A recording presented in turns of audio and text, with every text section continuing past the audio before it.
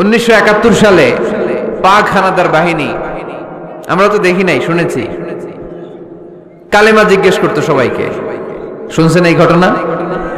বলতো কালেমা বল, যদি বলতে পারতো ছেড়ে দিত। যেহেতু পাকিরা ছিল মুসলমান, হিন্দু ভাইদেরকে ওরা শুট করতো, হিন্দু টের পাইলে গুলি। তো এক বাঙালি মুসলমানকে ধরে পাকিস্তানি মিলিটার জিজ্ঞেস করতেছে, কালেমা বল। মুসলমান নাকি হিন্দু? কয় আমি মুসলমান। কয় তাহলে কালেমা বল। সালে কালেমা বাতা।